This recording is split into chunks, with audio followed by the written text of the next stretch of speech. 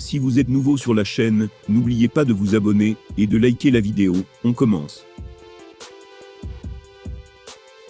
Avant de devenir l'entraîneur de Cyril Gane, Fernand Lopez s'était déjà occupé d'une superstar de la scène des poids lourds, en la personne de Francis Ngannou.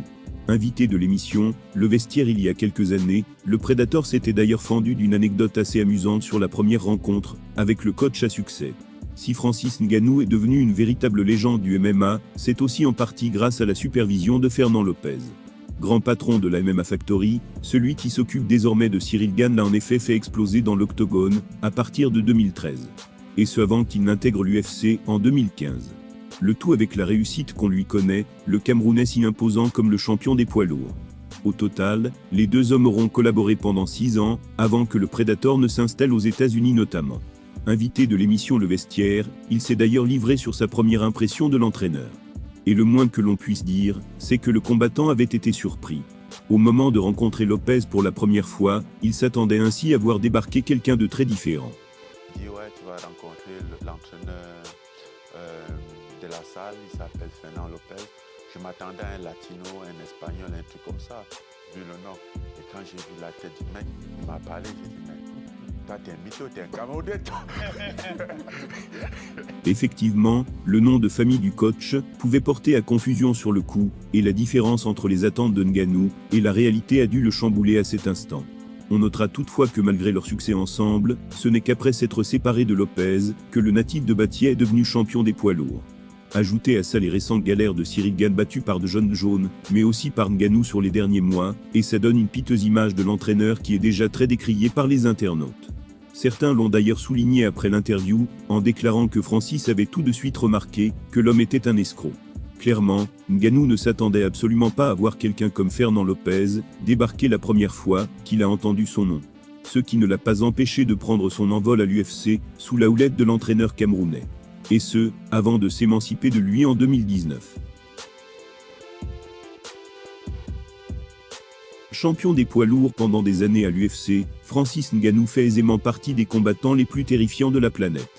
Mais d'après Daniel Cormier, une autre star de la prestigieuse ligue de MMA, serait loin de baisser les yeux devant le Predator. C'est ce qu'on appelle avoir du courage.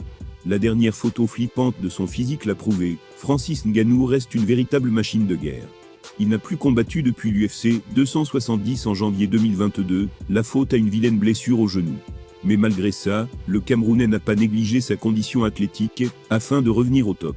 Du haut de ses 1m93 pour 117 kg, l'ancienne superstar de l'UFC a de quoi faire peur à n'importe qui ou presque. On dit presque, car il existe un combattant en activité, qui clame haut et fort qu'il pourrait mettre le Predator au tapis. Il s'agit bien sûr de John Jones, qui a récupéré la ceinture de champion laissée vacante par Ngannou en mars dernier. Les deux hommes sont tous aux familles, et leur rencontre virale au PFL 5 a d'ailleurs sérieusement attiré l'attention. Mais aussi frustré beaucoup de monde. En effet, si tous les fans de MMA rêvent d'un affrontement entre eux, il n'aura probablement jamais lieu maintenant que Ngannou est dans sa nouvelle organisation. En effet, il a claqué la porte à l'UFC, en étant en froid complet, avec son président Dana White. Ancien grand rival de Bourne chez les poids mi-lourds, Daniel Cormier a d'ailleurs exprimé beaucoup de regrets à ce sujet. Sur sa chaîne YouTube, il a utilisé des mots forts pour exprimer ses impressions face à ce choc, qui n'arrivera probablement jamais. Voilà ces mots, bien sûr que ça attire l'attention, mais c'est un peu frustrant. Ça ne fait que nous rappeler que ça n'arrivera jamais. Parce que maintenant que Francis est parti, il n'y a aucune chance pour que ça se fasse. Il n'y a aucune chance pour qu'on puisse les faire se croiser. Quand on s'embrouillait avec Jones, on se disait chacun « je suis le meilleur ». Rien ne pouvait changer ça. J'ai vu exactement la même chose dans les yeux de Jones face à Francis, et ça m'a montré que John n'a absolument pas peur de Francis Ngannou. Mais alors pas du tout. Dana White propose un combat entre Jones et le boxeur Tyson Fury, mais snob complètement Ngannou, qui souhaite lui aussi se mesurer aux Britanniques. Avec ça, on est enclin à être d'accord, avec DC sur le premier point. Et John confirmera sûrement le second de vive voix. Une rivalité entre stars c'est bien, mais c'est particulièrement rageant si elles ne viennent jamais à croiser le fer. C'est malheureusement ce qui nous attend avec les cas de Francis Ngannou et de John Jones. Un constat que déplore Daniel Cormier.